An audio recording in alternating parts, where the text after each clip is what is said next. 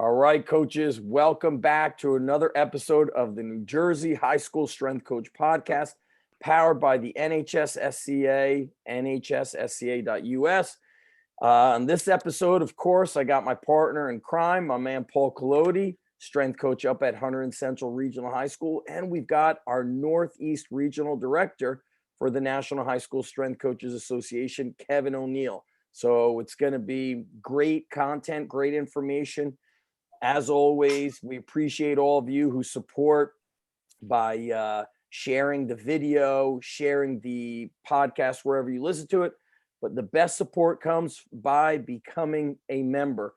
And it's not too late. It's March 23rd. You have 7 more days.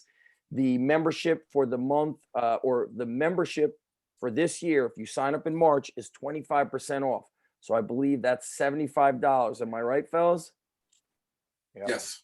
That's nothing. And so you should bring this to your athletic director or department chair, whoever's your administrator, and see if that could be funded through your continuing education funds or any of the funds. It's powerful. Somebody posted on the Facebook group a week ago, asked about fundraising. And I'm not sure if that person is a member or didn't know, but I said, somebody answered and I said, dude, log into the member section. There's an article or multiple articles on fundraising. And so inside the website, nhssca.us, that's where you could sign up. There's a professional development area for members, and they are recordings of webinars and live presentations before COVID happened. There's strength and conditioning, program design, sets and reps type stuff. There's culture building, there's fundraising, there's starting a program from scratch. It's the ultimate. I don't know what else to say. It's great. So let's kick it off, Paul. Give a powerful introduction to our man Kevin, and kind of in the introduction, you know, if he was in The Sopranos, like who would he be? Oh, that's he's Tony Soprano right now. He's the man. He's the main man. That's I'm right. just the man sitting next to the man, buddy. That's all I am. Kevin O'Neill and I have been friends since the first Northeast Regional that we had at Coach McKenna's place, and that right there where he is with the arms crossed, that's a famous pose from one of his actually was it your or Garrett Keith's presentation where this is what a strength coach should look like, and it was a guy who was a bouncer with his arms crossed, sunglasses on, and Joe Aratari got a little upset with that picture because he's, you know. We actually might have taken that picture from Joe's presentation. I can't recall, but it was a good ribbing for Joe and good way to meet him. But it was that was a fun weekend. It was fantastic. Kevin is the new Region 8 Northeast Regional Director, and he's filling shoes from Coach McKenna. But I know he's taking us in the right direction. We'll go with some questions on that later. But I want to come out of the box hard for Coach O'Neill. We're still in March. Yes. What is the running count on corned beef briskets in the O'Neill family household right now? I've currently cooked 5, and I have 1 more in the fridge to cook at some point this week while I wrap up my 2-week spring break that I'm on. So what's that, 5? So I think the total will be 6 by the time we're done. Oh, yeah. Zach, we got to take the Buick that I showed you up there with the top down. You'll have to post that video inside the Facebook group, Paul, so that the members can see, you know, have a reference. Whose Buick was that? We have one of our parents. He's a Hunter and Central grad from 1986. It was his dad's car when he was in high school. It is a 1940, I don't even know, it's in the 40s, Buick ragtop. Man, is it nice. He let me sit in it, rev the engine yesterday. The engine was beast. Yeah, I sense a promo coming for our Northeast Regional, Paul. It could be. That's what I sense. Could be. The coaches from kind of the other regions are going to see all this stuff, and they're going to start traveling just to the Northeast Regional. Oh, it's going to be awesome. Whoever brings them in, you know. It's going to be too much fire going on. So you're going in. You have a 2-week spring break from your school, Kevin? I do. I'm at a prep school, and we don't have the traditional like April vacation or February vacation, so I have 2 weeks in March. So it's just a little bit different. That's what I'm wrapping up now. This is the middle of week 2. That's great. What about the rest of the year? Do you have any other breaks like summertime? How does a prep strength? Yeah, it's and pretty much everything conditioning else is pretty work? much traditional. We got a few days off over Thanksgiving, like whatever Wednesday through through the weekend, and then same thing with our winter break. Maybe a tad longer, like by a day and a half of what my son is currently in, and my 2 kids are in public school. But it's it's other than that, it's pretty much similar as far as the school year goes. I got you. What about Saturdays, Paul? I realized you coach on Saturdays at your school. Every once in a while, Oh, okay. a coach will ask if I can come in on a Saturday.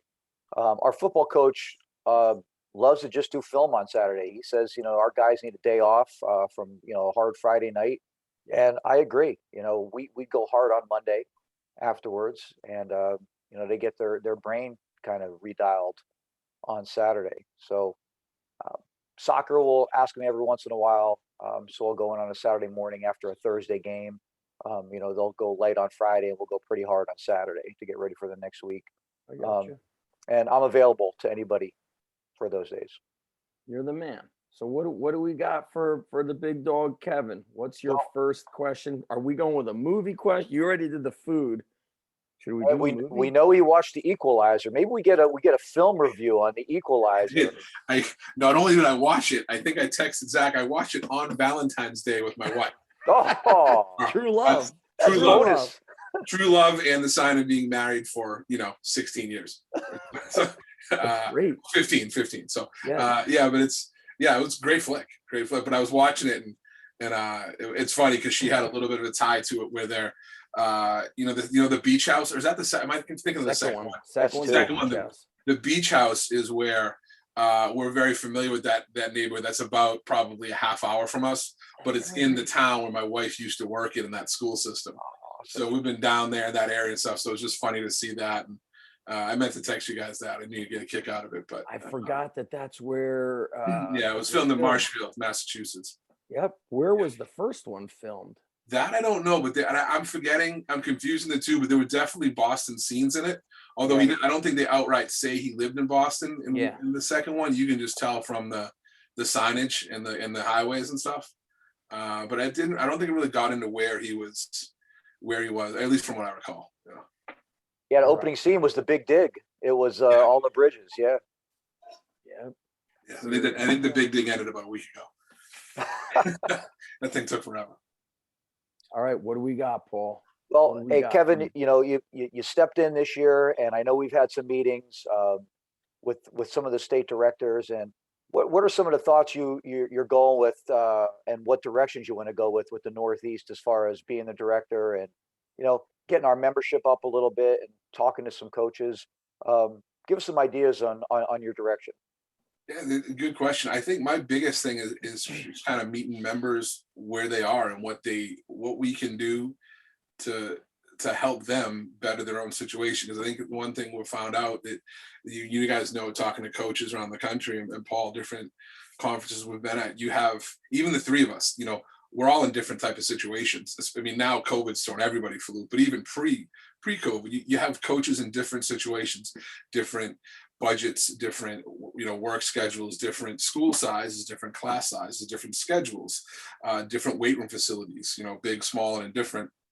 So it's such a wide, I think, variety that you see in high school coaches, that they could have a wide variety of needs. So I think the most important thing is, in my mind at least, is connecting to members and seeing what they need, and just making sure as a regional director, I want to know that my state directors and their advisory boards have open line of communication with me, which I communicate with you guys fairly oftenly. And then also, just to know that we need to find out what the members need and try to do our best to provide it for them. And I think that's the biggest thing. I mean, and as far as being in the NHSSCA, so much of what we do is based off just relationships and connections. And I think that's it's the right way to do it. I mean, I think coaching is relationships. I mean, the days of in my mind, if you're a coach, you don't just know how to teach a kid how to squat, bench, and deadlift, or clean or move. That's important, But to me, that's like the bare minimum standard. It's like if you don't know how to teach the X's and O's, you need to learn how to do that. But on top of that, to really, I think, excel as a coach, it's really about relationships. And I think the same thing can be said for the NHSSCA, and that's what got me involved in it and wanted me to get even more involved in it and share my time in it. So I think just building relationships and opening up those relationships with members so we know what they need, and regards to, and that's just kind of a trickle down effect. Okay, what do they need? Well, that'll affect what we're trying to put out for content and what speakers will speak at different conferences we're hosting.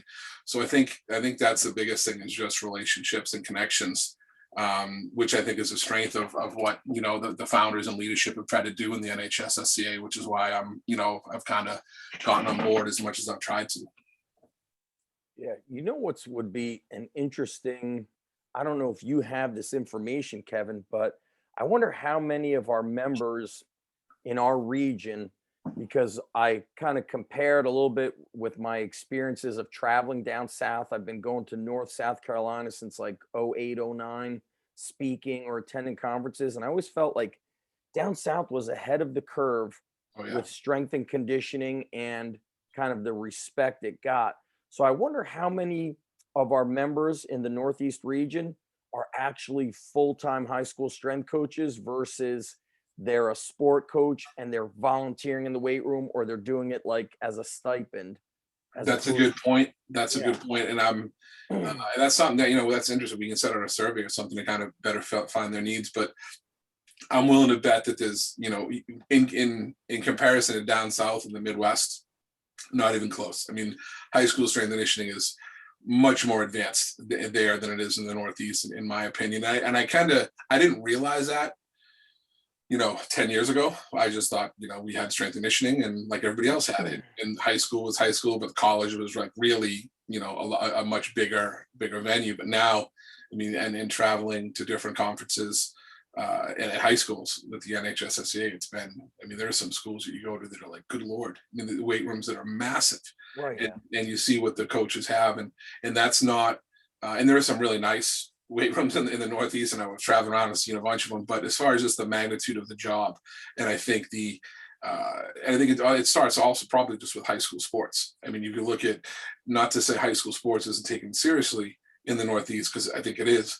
It's not when you hear things like Florida football games and Texas high school football games. Like that's not the world I live in. It's not the world I grew up in. And even in the greater Northeast, I don't think that's the case. So yeah, I mean, I think you do have to try to, like you said, find those coaches and like I said earlier, kind of meet them where they're at. Cause there are people that, could be similar to you, like have a private facility and then do strength and conditioning in the afternoons. I know you're obviously full-time at your job now at your school, but there are a lot of guys I think that have a facility and then maybe do stuff in the afternoons or are a stipend. And you're right. And that's all different needs and of every coach we try to connect with. But hopefully that's what we're trying to fix. I think as an organization is to preach to administrations in school systems, like, if you have a weight room, you need a qualified professional in there overseeing it. And I think I don't think enough schools get that, in the Northeast, at least. I think in other parts of the country, they're definitely ahead of the curve, and we are definitely behind it. Yeah, we need to maybe interview somebody who's been an AD down south, like who's kind of gone through these, I guess, generations of strength and conditioning, meaning the early 2000s is when strength and conditioning really became a thing. There were certainly strength coaches in the 70s, 80s, and 90s, but it was a really kind of like small group of professionals, whether it was at the collegiate level, even. Yesterday I interviewed Bill Gillespie, who primarily was Division I, did some NFL time, and I believe he had 1 year at a high school after either after the NFL, right before he came back to Liberty. So it'd be interesting to hear from like an athletic director down south, because I'm feeling like the decision makers need to be influenced. So you need administration to get influenced and to say, absolutely, we need this. Then administration has to get it approved by the board of ed members. And so the board members if they don't understand strength and conditioning, or if they, let's say, were not serious athletes when they were younger, then strength and conditioning is a very foreign term to them. They think that kind of like anybody could do it. And also, I want to say this and get some feedback from you guys on, because I am private sector, but I'm also full time.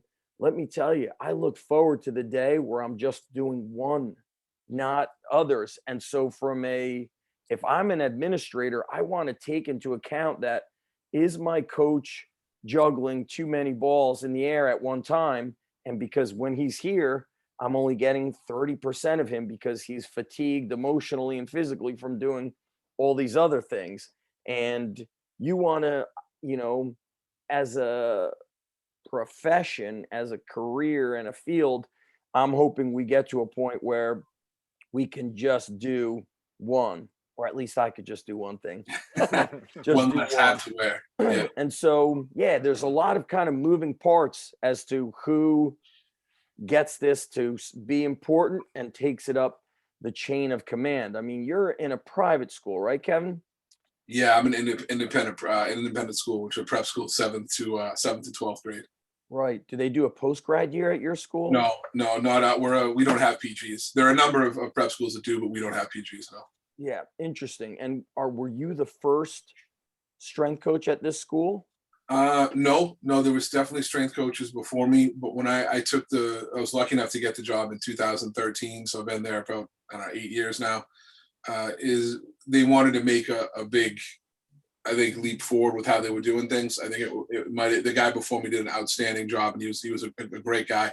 It was more, I think, general fitness based, and I think so much of what our administration tries to do for our kids and provide for them is an experience that really prepares them for college in all levels, academically, athletically, socially, Yes.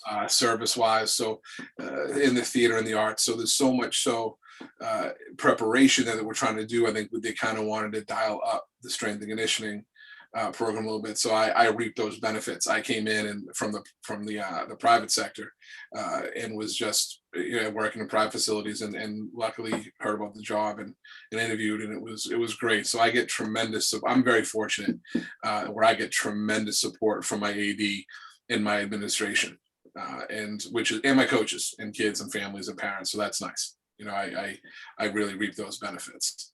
But like you had said, in talking about other coaches in other situations, like you said, getting the administration, the school board to buy in, I think part of that falls into almost like checking your humility at the door a little bit. Like you need to be able to brag, not about yourself, but about what strength and conditioning can do and what the benefits are. And not just, I think if you ask me the question, excuse me, like maybe not 5, maybe like 10 years ago, definitely well before I was in a high school setting, I think I would have given you the same spiel I can give now about how and why it benefits kids and injury prevention and sports and athletic development and all this good stuff physically. But I think even now, within the last 5 years or so, just things we've had going on in the country, I think the way you can talk about not only what strength and conditioning can do for your kids physically, it's also culture development and part of the community that you can really make yourself a part of, that's also going to benefit them. So I'm a believer that every strength and conditioning program should check the box physically. The really good ones, in my mind, check the other boxes that aren't physical. It's like mental development, social development, culture development, that type of atmosphere. Yep. That kind of goes in with your community norms. Which I'm like fortunate, like I said, being at Nobles, we have outstanding administration and a great community that I'm a part of. And it took me a while, to kind of get used to it, but understand what the norms were and what the expectations were. And now that I'm in it, it's like I'm, and being part of the community, it's more than just the guy in the weight room, and I think you need to sell yourself and sell your program as that to get board of education, board of directors, board of education's on board with it, and approval and funding, because you can see what, all the effects you can have on kids. And that's how you sell it more than just the physical development, at least in my mind. And I'm not sure if I would have been smart enough to realize that, 10 years ago. Sure. I've said a lot of the same. And people have asked in the Facebook group, hey, I'm going for an interview. what questions should I be on the lookout for? You never know. Like some administrators may not ask past the surface stuff, like you said, get stronger, faster, better at athletics. But I think the ones that are really looking to do something serious with a strength coach are looking to find somebody who is doing character development, bringing together more of that family atmosphere, and offer something that is life changing for the kids that goes beyond sports. You know, like my tagline at my gym is building champions in sports and life. And transparency, I always share, look, I made a lot of mistakes in my early days just pushing kids and talking about the points on the scoreboard and win the game and win the tournament and get your all conference. And you if you're not, you're that's like such a small percent of things, when really the score can take care of itself. Not always, but if kids are doing the right stuff outside of there, that's what I think is super important for us. And I think that is our strong suits.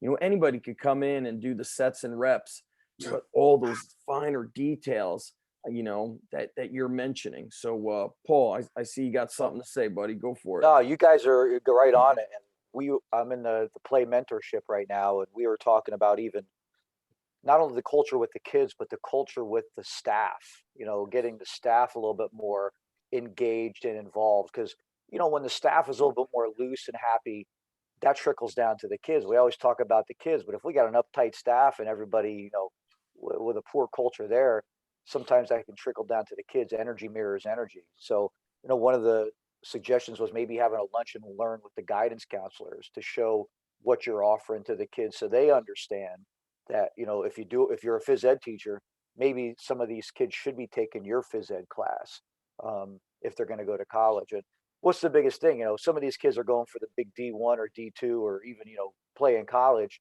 and they're just going to that school for the sport. Well, what happens if that sport doesn't work out? A lot of transfers. We see that with a lot of our kids. Let's talk to the kids about making a good college choice, and then they can play sport and make it, good for them. One of our soccer players came in and said, and he was a Division I soccer player, hands down. And he said, everybody's giving me pressure to go D1, and I'm not sure what I want to do. He says, the schools I looked at, I really didn't like. I said, well, that's a big decision. And I think you're making an adult decision. He went to a great D3 school. He just committed to a great D3 school just outside of Philly. He said, Coach, I love it. I love the campus. I love the school. To me, that's a grown-up decision. And the guidance counselors have to know that sport and what we're doing can actually help them make that decision along the way. So you guys are right on the money with that as far as I'm concerned.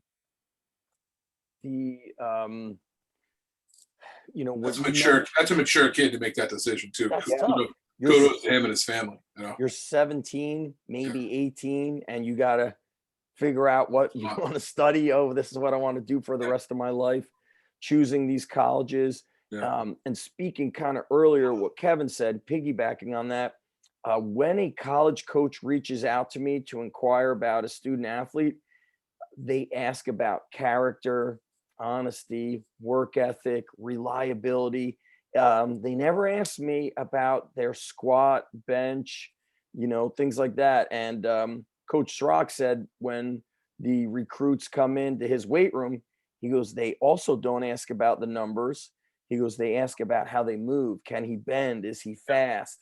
And so it's interesting to see that, as the times change, coaches are looking for somebody that they could develop, but has a great attitude, is coachable. And so I tell the kids, don't put my back up against the wall where a coach comes in here and he's looking at you and then he asks me what kind of kid you are. And if you're not a listener while you're in here, you're always interrupting, you're inconsistent, you're here sometimes, then you disappear, you argue when I have feedback, you're not coachable. Don't put my back against the wall where a coach reaches out to me to ask me about, John Smith, Susie Smith. I want to be able to have good things to say about you. So I think back in the day, I would be closing out about work hard, nutrition, win, blah, blah, blah.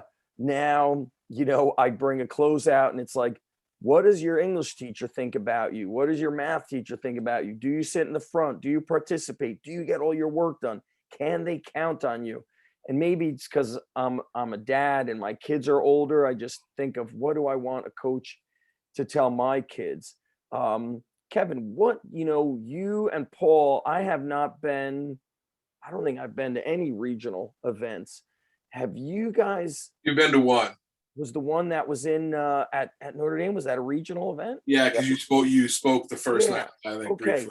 that was a regional event. Okay. Yeah, it was. You know what I remember about That was our first one in the Northeast at I Coach had a McKenna's I place. had a bad feedback on my presentation, and it changed me dramatically. I was really disappointed in myself. Somebody gave a bad That was me. I shredded you. No, I'm just kidding. I'm just kidding. No, you did a great job. I remember that presentation. I'm kidding. the guy did not like it, and it made me like prepare much harder for even, if I'm doing a Zoom, like a webinar. I was like, man, I used to not do PowerPoints. I was against it, and this guy shredded me. And I was like, now I'm going to do PowerPoint, and I'm going to be, boom, on topic, organized. Like, I'm not going to, I often admit, like, I've got kind of the ADD with the strength and conditioning and so many stories that I might be on one story and go to the next.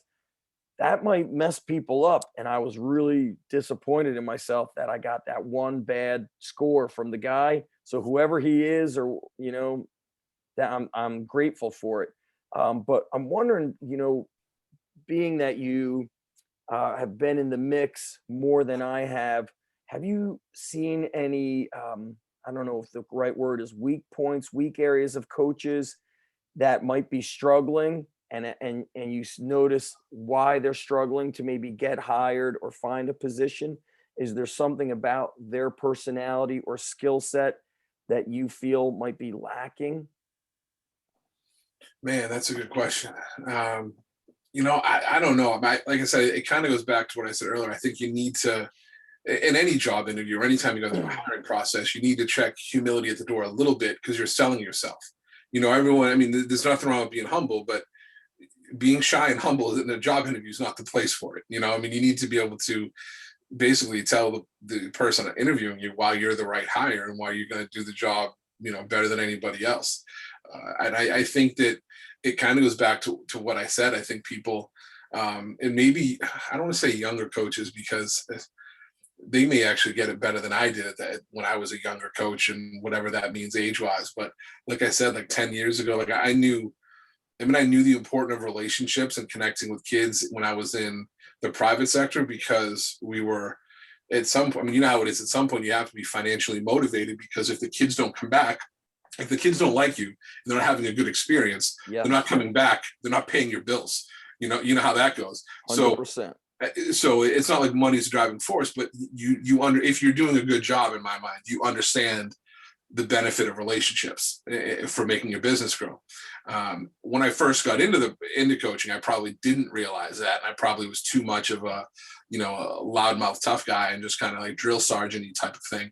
As I've gotten older and more experienced as a coach, you kind of realize this, the yin and the yang there. You have to the balance of both. Like, the kids need to be getting, like, on the flip side of that, the kids need to be getting a great workout and a great program with the relationship there too. So I think I think for coaches that are struggling to get jobs is selling yourself outside of the X's and O's. Like, to be able, like I said, to be able to talk the X's and O's of strength and conditioning should be the bare minimum bar that you have to meet. I mean, that's like everyone, and regardless of what your philosophy is and how you train kids. Like, great example, not everyone does the Olympic lifts.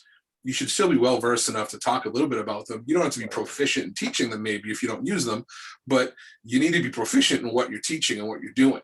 So I think the ability to sell yourself as a coach and practitioner, and why you train the kid the way you train the kids, the way you do, and what your program design is like and what your philosophy is like. And then also, on the flip side of that, like I said, you have to touch upon relationships. If I was interviewing, if I was interviewing someone now to be on my staff, or for anyone as a member of our athletic department at school, relationships and culture, I guarantee you there's a question there about that. What would be that's great, because Has what would be a question? Let's say you need an assistant. I'm at the interview. You're interviewing me. The school principal, the AD probably a parent. I don't know if in the private schools they have a board of ed, but they have board members. Yeah. So there would Board of probably directors, be a board of director. And so what would be a question or 2 or 3 questions that they would say, Kevin, give us, come up with 5 questions, and then they'd probably give you the kind of gist of the questions. And then I'm sure each other person would have at least one. So what would be 2 questions that you really feel you would ask? That's a good question. This is gonna be a tough answer because this is something I would spend time thinking about. Yeah. I think I would give them probably one type of scenario, present some type of scenario, Nice. and like tell me how you deal with this. And it could be anything from, because we are at Nobles, we're a pretty high stress environment academically. So there are some times kids come in and you look in their eyes and they are cooked. I mean, their brain is leaking out their ear. They just had like a couple of tests and they are stressed. So you need to be able to, I think, relate to those kids and understand that whatever you do in the weight room that day is probably going to be a benefit to them, just from the physical benefit of exercise and dealing with stress and anxiety. So I would probably try to put some case scenario like, hey, you've got 20 kids that come in your weight room for a workout. Notice 2 or 3 are off that day, and they're just something about them. Their eyes are like, they look like they're zoned out and they're not with it. What do you do? How do you handle it? And hopefully now, being there as long as I've been there now, I should know the kids and what makes them tick, and know a little bit of individuality about all of them. So I can go approach the kids and like, hey, what's going on today? Talking about it. Like, if we're not, operating on all cylinders, we need to bring our weights down or do something. But it's really, I would want some type of answer talking about connecting with the kid and relating to the kid. Yes. And kind of meeting them where they're at and figuring that out, because there's no, I don't know if there's a right and wrong answer to everything, but there's a couple right answers there. I have some kids that they come in and they're cooked and they've had a stressful week outside of the weight room, whatever it may be, academically, socially, college decisions, all college applications, whatever it may be. Some kids are like, hey, can you put me on the bike for 40 minutes instead of, yeah, okay, let's warm up with us and we'll cool down together. But in the middle, hop on the bike, do some bike sprints, med ball slams. If you want to work it out, that's fine. Something that's pretty low stress as far as, technique goes. Other kids want to come in and put the hammer down and absolutely run through a murderous workout. It really depends on knowing the kid. And I think as a coach, like I said, 10 years ago, would I have given the kid the freedom of that choice? I don't know if I would have. I don't know if I would have been smart enough to do that. Now I'm like, what do you want to do? Right. And then I'll make sure that they're getting some type of physical benefit out of it. It's like, we're not going to sit in the bench and watch everybody, but let's get involved and participate. And what are we going to do to make this a better scenario for you? So I'm probably ask some type of scenario and just see how they dealt with it, because there's a lot of right answers there, and it gives a coach, an interviewer the freedom to choose their own path there. And then I'd probably ask a question about, like, talk to me about, what do you do for like culture development, your own continuing education? And if they can't tell me, like I don't know a coach right now that I connect with on a regular basis, that if I say, hey, Zach, what are like 2 like your best like culture books or leadership or relationship books or something you've read or heard about, like, talk to me. What are you doing? And I'd mention that in interview. And if the person looks at me like a zombie, like, I don't know, I've just read Super Training and and Russian texts, I don't know anything else, like, you're gone, dude. It's just not, it probably doesn't work for me. I like that. Those Okay. are 2 great questions. Paul, what would Zach, you ask? Listen, I'm going back to what you said about the rating that Kevin gave you at the Northeast Regional, because It was like negative 5 million. yeah. Listen, you be you. The thing I like about Zach Evanesh is you're a great storyteller. You do it. And I've said this to people before. You make me comfortable doing this with you, just because the way you interact with, with Kevin or with Scott Pearson or with Coach Rock. And just because one guy thought that you should have more PowerPoint, you should be given more information and more references. I did bounce around a lot that night, I recall. And you did, no doubt. You just covered a lot of different areas. That's all. Right. You covered a lot of topics. That's all. Listen, you can do your due diligence. You can call your references. You can, look at their resume and see what they do, what they've done, and everything else. But what I would ask Zach Evanesh is, Zach, give me two stories, because the power of story is something that we've been talking about a lot Nice. with Jeremy Boone. Give me one story about Zach Evanish, the man, and one story about Zach Evanish, great story, the strength coach. And if you come into me and say, hey, listen, we Great. had a great family weekend, and you really care about your family and what else is going on outside, versus, oh yeah, I took my kid out, we did the Murph, and we ran a mile. And I want somebody who's going to be a human being, and it's going to be able to hang out with the staff and everything else, not just on the Let's grind. Paul. If don't say I watched Equalizer 7 times over the weekend. You will not get hired. True. That's true. Maybe no Soprano references. Yes, we Yeah. do not do that. So basically, don't blame us. Come on, we're But I love that you said story about like you and your life. Then give me a story of an experience you've had with an athlete. I never thought of that kind of question. Story about you, the man or the woman, or you're a young lady. I like that. I kind of was falling a bit where Kevin was. My question would be, you're in the weight room, you've got the soccer team, and John Smith regularly defies your coaching. He goes too heavy. You tell him to stay at a certain weight. He goes too heavy. He doesn't squat all the way down. He shows up late. How do you connect with John Smith? Period. I wouldn't even say how do you connect to make it better. How would you connect? And then, of course, the answer for me, I would say, well, it depends. This year, if a kid is late, well, he's late because his mom had to leave working from home in the middle of a meeting to drive him to the weight room. And she's, zipping all over town. And this kid lives 20 minutes away instead of 2 minutes away. So, it depends on the time. And, but I think that would be an interesting question because, Kevin, as you said, what kind of relationship building skills does this coach have? I often say the thing that helped me the most as a strength coach is being an elementary phys ed teacher. Oh, yeah. And I don't know if that's because I had to become, I'm a coach, I'm a caretaker / caregiver. Sometimes you got to give a kid a hug. Sometimes you discipline the kid, but you always finish on a positive. You bring them back in. So they've learned a lesson. You learn to make kids laugh. You can't be serious as an elementary phys ed teacher. You're almost an actor. You have to put on a show. And so that helped me work with a lot of, different personalities. And I remember as a student teacher, a guidance counselor told me, always finish on a positive. So if a kid doesn't listen, make sure he gets back in the game before the end of class so you could, finish with that boy or girl on a positive and give them a compliment.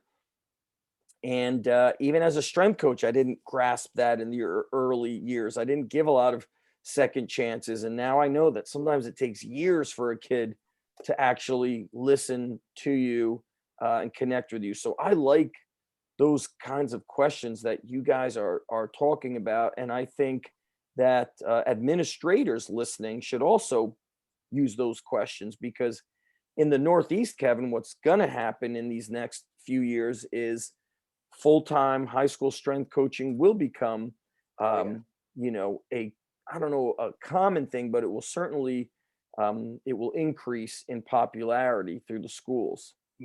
Hope so, man. That's the goal. That'd be awesome. Yeah.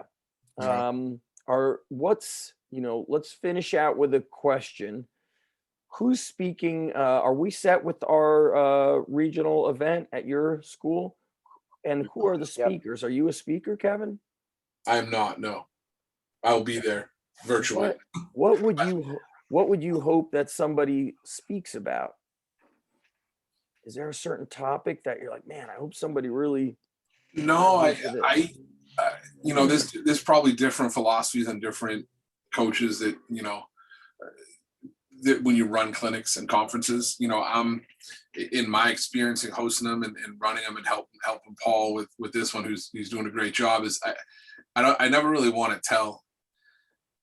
I've been on both sides of it. When I'm the speaker, I kind of want you to tell me what to speak about, so I can just go, all right, let me just put my head down and go put the Right. best presentation on. But on the flip side of it, now where if I'm not a speaker, I kind of want to give the speaker their freedom to do what they want to do. Mhm. My only real thing I try to pay attention to is that aren't really specific, that aren't really topics that are repetitive. So if like you're teaching the squat, I don't need Paul to come up an hour later and teach the squat. It seems like I would really like, if you can check as many different boxes where you have like a speed and agility talk, a lifting talk, a program design one, a culture one, a nutrition one, whatever. I think the more well-rounded information you can give an audience, the better, just to make them more well-versed as a coach. So yeah, as far as topics go, I don't really tell people what to do.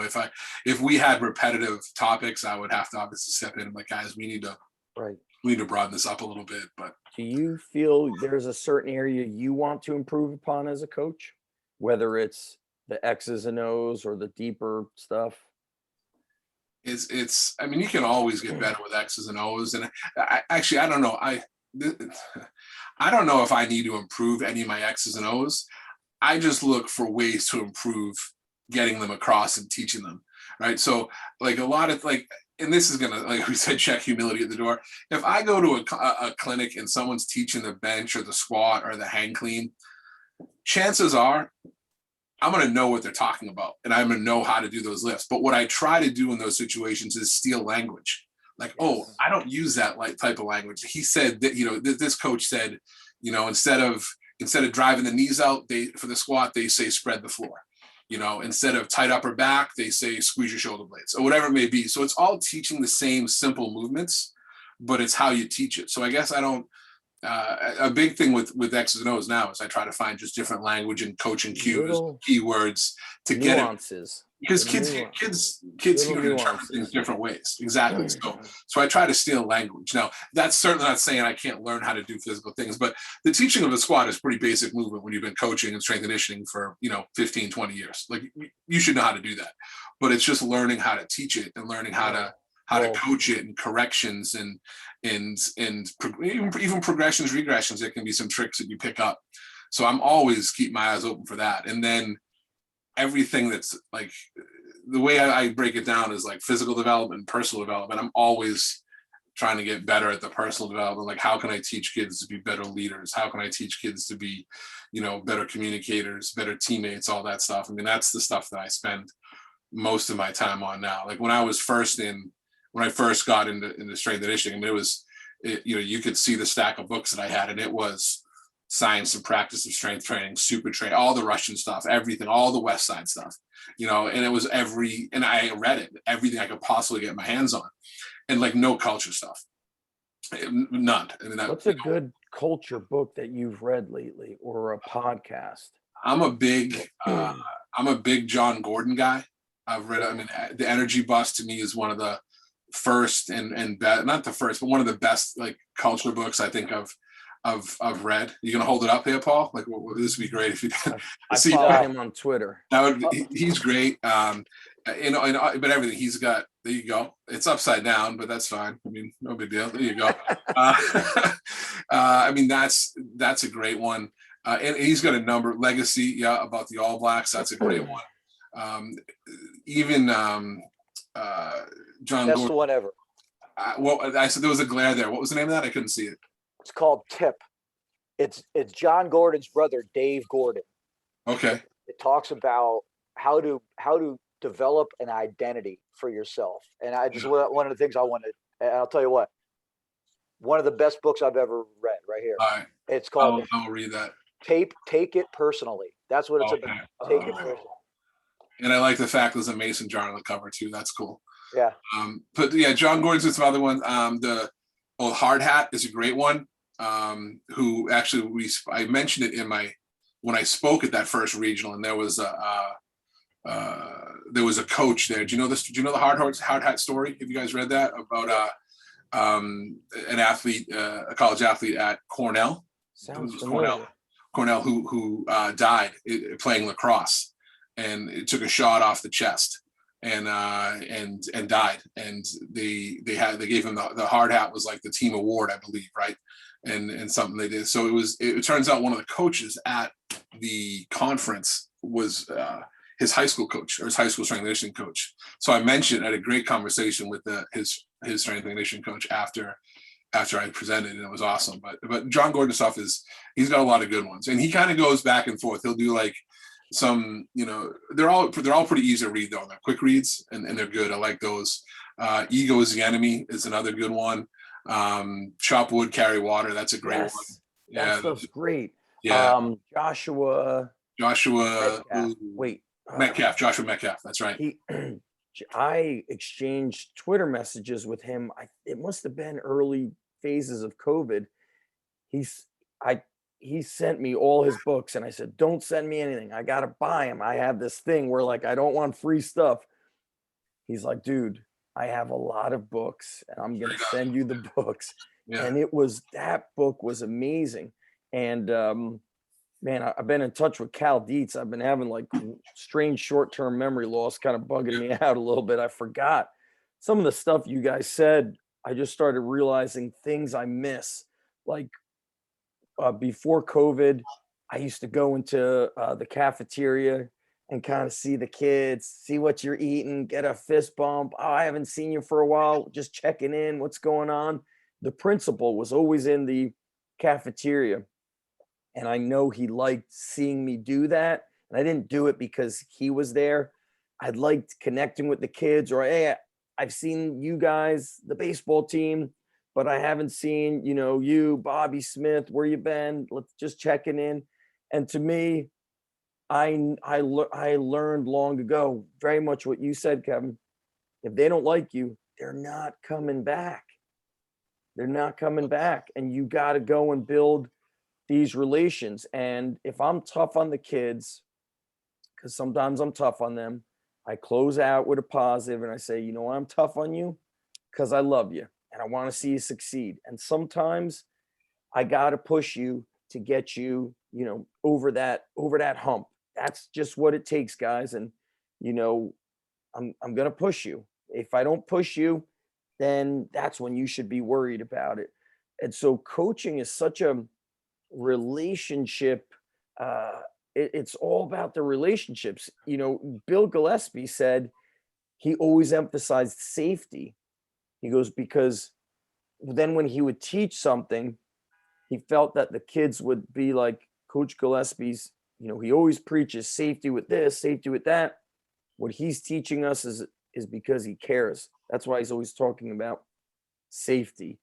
And it just hits home for you. You got to show that you care. Yeah, and I like how you said you still. I don't know what word you use, but basically you still coach them hard. I mean, you can. It's a myth that you can't coach kids hard and still have. I mean, and not have it be a positive experience. But that's what you need to do in my mind. You need to still coach hard. Coach them up and do the best you can while making it a positive experience for them. And you can do both. Yeah. You certainly can. It says you don't have to be. You can't be the flip side of that. You can't be a coach where the kids come in and walk all over you, and then that's their positive experience because they're running the show. Like that. That's bad. That doesn't fly. Yeah. You still, you still have to be the dominant voice and dominant presence in the program, but it's still, you can do that while still being, a very positive experience for the kid. And that's kind of like what it kind of goes back to numerous things we've talked about today, relationships. Yep. I look forward to. So is our region going to be virtual, Paul? Yeah. Most likely right now. What? Our numbers are going up right now. Yeah, we're getting a little uptick. Right. So they're pausing us. They're pausing more kids going 4 days a week. So if you're on 2 days now, you're going to stay on 2 days for another couple of weeks. So it's not gone, but it is slowing down. So the live events, what's so powerful is things that happen in between the speakers and the connections, and even the sponsors, the people at the booths. You get to meet so many unique people. When we had that first regional event, Ben Crookston stayed at my house from Train Heroic, and I thought it was great. Like make them breakfast. This, and, it was just, I just thought it was cool. So that's what I miss. Of course, live events, that whole interaction of people. What I like to share during my presentations now is not just the good, but also the mistakes I've made and continue to make, and how I course correct, and changes in my philosophy of coaching, not necessarily just training. So I like sharing that stuff because at 45, like you were saying, Kevin, how you coached 8 years ago when you started at your school, or even the years prior, were very different. And so there might be a younger coach who's in his or her 20s that just doesn't have that angle that we have. Maybe they're not parents, so it's a just whole different interaction. So I like sharing the X's and O's. I like sharing the mistakes. I like to speak about changes in philosophy, in season versus off season, all the stuff, building the program. I like kind of not sticking to one thing. I like to kind of have an umbrella of craziness. And you know what? Now that umbrella of craziness is a great phrase. Now that Paul said it's okay to get a bad review, I want more bad reviews. I'm actually going to trump Paul on that and say it's really not great to get a bad reviews.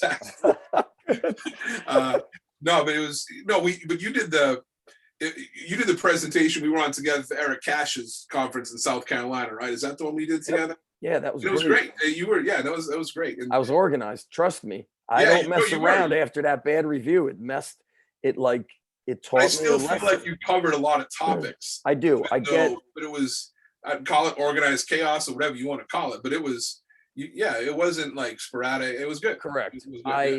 The PowerPoint keeps me structured. The toughest thing is an hour or 45 minutes. I basically know that one slide could take me 15 minutes. Oh yeah. But I also know that not everybody wants to look at a slide for 15 minutes.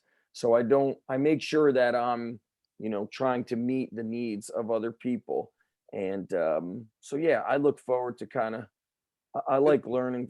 That's what it's about though. Like you kind of said something earlier. I forget what we were talking about, but like, you got to be real and you got to be you. And something that I know I've talked to Paul about, but even when you came on fairly recently as a state director, which by the way, you've done a tremendous job at. Huge shoes to fill, but you've done a great job. It's all about different strokes for different folks, man. You got to be you. Yeah. You got to be like, for example, like when I asked you guys to state directors to do a couple of things and communicate with some folks, you filmed the video to do it. Others wrote emails. I don't care. It's still communicating. It's whatever works for you. It's you do you, man, and that comes right down to presenting too. Like my presentations usually are a picture that is like references 90s hip hop or pro wrestling, a couple words, and then I'm just talking. And the slides keep me on track, but I kind of like you. The slides keep me on track, so I know what's next. But I don't read from a script, and that's not me. Like I'm very rough around the edges, informal, just kind of not BSing my way through, but just shooting the breeze and relaxing. I'm not a polished product. If I try to be a polished product, then people see me as not real, and then who the hell am I? I think sharing stories is great. And so, Paul, I don't know how we got into the whole, hey, what would be the interview, but you should have, if you're about to get interviewed, what great stories do you have of athletes that have had great experiences with you? And can people say great things about you? So, I've got some text messages from dads, and it's just been kids going through tough times, and they're sending me text messages like, look, they trust me with their own son. And that's where I want to be. And as a coach, that's where you should be. And as a dad of kids, I want to know that if my kids are going through a rough patch in sports, life, that you're not just going to go and go into swinging the bat. Like, what can you talk to my son about outside of baseball if he's having a rough time? Mm-hmm. And I was observed a week ago or 2 weeks ago, and we have an interim principal right now because our principal was promoted to central office. And this guy was a football coach at 3 different schools, a guidance counselor. He was with administration, and he said, Zach, I get so much out of a great coach. Like, they impact the whole school. He goes, where oftentimes a teacher is, kind of not a down, this is not like I don't know what we call it, like a negative on a teacher. He's like, but the coach, kind of their impact goes in many directions and impacts the school greatly. So what he was saying to me is, your role is very important. Yeah, and I think you said something interesting there. You got a text from a parent or something. I think to kind of go back to something you touched upon earlier with how to sell ADs and administration and boards on the importance of your program, of the strength and conditioning program. There are coaches out there that currently have a program, and whether they're trying to make it that next step where they're trying to grow it, get more support, be full-time, whatever it may be, you get parents on board supporting what you do. That's it. Yeah, like there was, like I said, I'm very lucky and blessed to be in the situation I'm in, and coaches across the country would kill for the support I get from my admin and coaches, and my AD especially. But when there's a difference, even when I started off, it was new and had great support. There's still a different level of something, enthusiasm, community awareness, whatever it may be, when you start getting teachers and other administrators following you as well. So when I have a work Instagram and Twitter, and that's been big for me, where I share, as the years go on, I share less strength and conditioning and more leadership, culture, personal development stuff. But when I know that the head of the school follows me, or different community programs, follow me, and different administrators follow me, and parents do. And then you see, this person follows you now, this person follows you. And you're like, I don't know who that is. You're clicking on, oh, that's their parent. That's their parent. Mm-hmm. And then as time goes on, now I get texts like, Kev, thanks for sharing that today. Saw the text, saw the Instagram post, blah, blah. That's when you get that's when you're showing people that it's more than a barbell and a dumbbell, what you do in a weight room. Yeah. So the power of social media, which I know obviously, Zach, you're big in social media, but that's a powerful way to get community involvement and community, I don't want to say buy-in, but community support. Right. If what you're trying to do. If we were to sum that up, and you mentioned sometimes people will ask the question in an interview, hey, why should we hire you? I always tell people, look, I don't go around saying I'm the best, but here's all these screenshots and videos and, of what parents have said about us. And, I was in a interview process for a military position, strength and conditioning, and they actually finished with that question.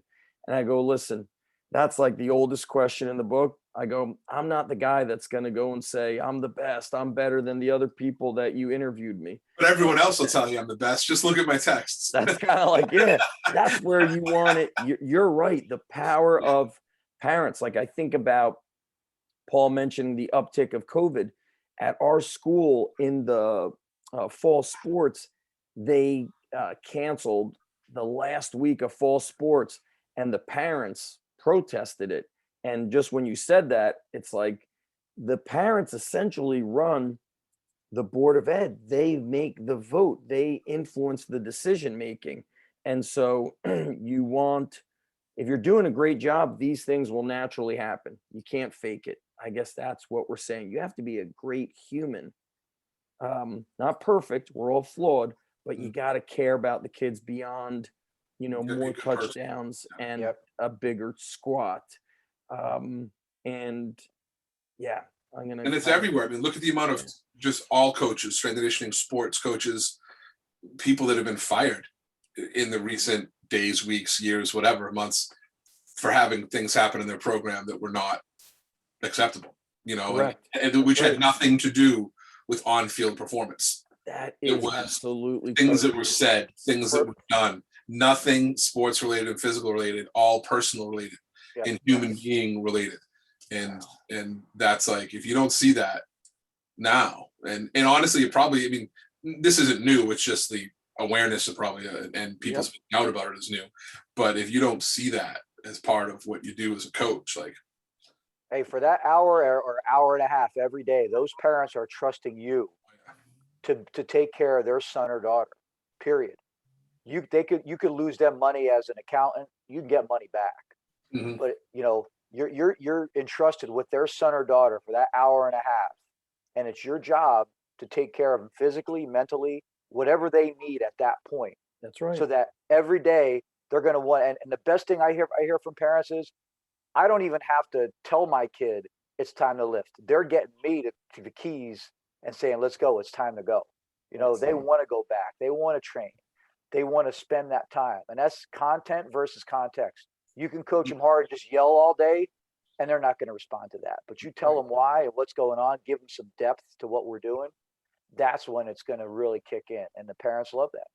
No, it's relationships. It's all, I mean, I have this conversation with my own kids, you know, my own, and they're 10 and 13. It's like, it's relationships. It's how you interact with people. It's how you react to adverse situations. It's all wins, losses, big squat numbers are great, but it's all about the other And stuff. then now that your kids, especially your 13-year-old, is in that competitive age, you're probably, when they go to sports, you're like watching, what does the coach say after they lose? What happens? What does the coach say during the middle of the game if they're down? What, you know, you're looking at these nuances, kind of like what you said. Hey, I'm trying to find this one thing I could pick up that the coach says to get the message across better. And you know, these things we're saying, what I'm feeling is we're essentially describing, we're not saying we're great, but there is certainly a dividing line between what makes you a good coach and a great coach, not strength coach, but coach. And the good coach is just the X's and O's. The great coach peels away the layers. And, you know, you're not, like Paul said, you're entrusted with somebody else's son or daughter. It's not to be taken lightly. And as my experiences as a teacher, I learned that, you know, you don't know what they go home to or what they're coming to school from. You know, some kids got it good, some don't. And yeah, so no pressure on all the coaches out there. Zach, we're going to get a bad review. We've gone over the 30-minute. I know, bro. We're gonna I have no idea how long we've been talking, but I told you I have a big an mouth. hour. We did an hour. So let's remind all of our friends, our coaches out there, nhssca.us. There's a great video of Coach McKenna, which I think really sums up what a great coach does and what we're about as an organization. The support in the high school level has been tremendous. And just a career in the high school level. And, you know, piggybacking on that podcast I did yesterday with Coach Gillespie, we got into the career aspect of college stuff. And not everybody has a bad experience in college, but him and I were essentially saying it's heartbreaking and sometimes embarrassing the way college strength coaches are treated. And I haven't, you know, working in a high school has just been awesome, you know, and I feel, Kevin, you said you're lucky. I do think you got to there's a little bit of luck involved to be in a place with great administrators, great kids. I got lucky, and I hope that the harder people work, the more luck will find you. Paul, I know you are in an amazing school. Of course, I've known about Hunterdon Central since I was a kid because we wrestled them, get destroyed out there by those guys. But the high school level and experience has just been a lot more. Maybe is that how #family came about, but not just with us as an organization, but I feel it in the school. I do feel it in the schools. I love working in a school.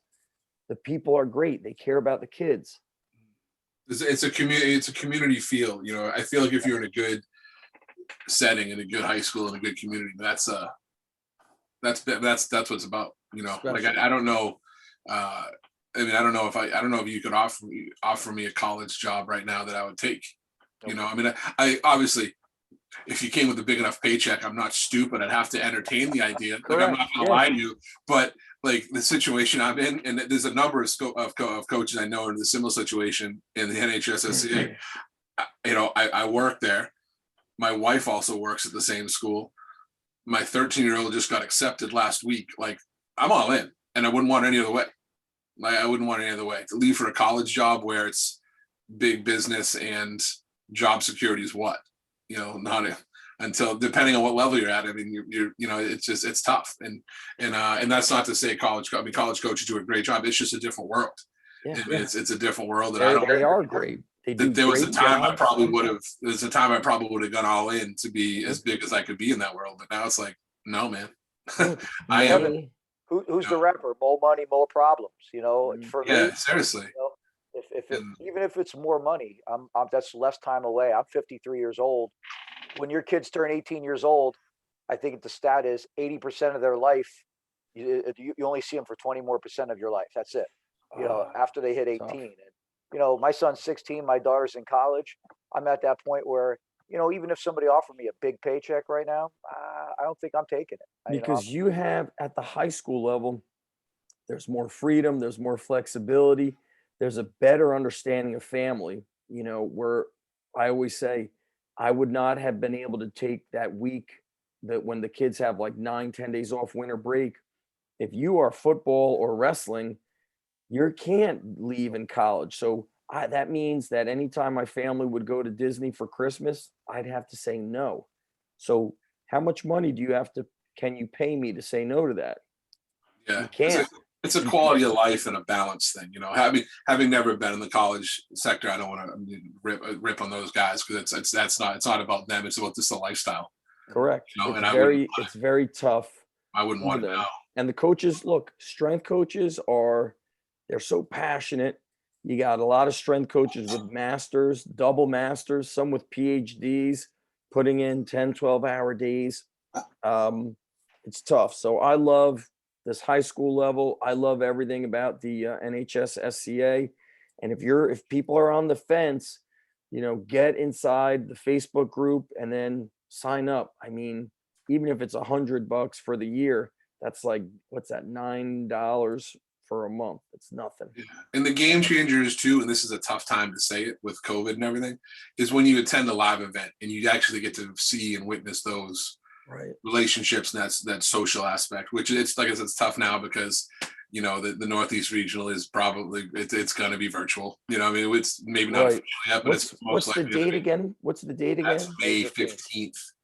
But our NatCon, the national conference in Minnesota, is going to be live and in person. So that's going to be, the NatCon is always just an event you don't forget. I mean, it's awesome. It's awesome with Ryan Johnson hosting it at Wayzata High School, which is massive, a massive facility.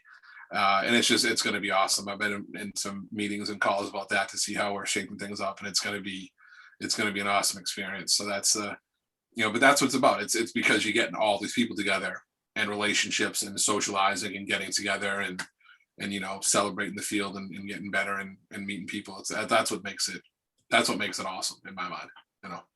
Truth. All right, guys, we're going to shut it down. Thanks to everybody for watching, for listening. Share with friends.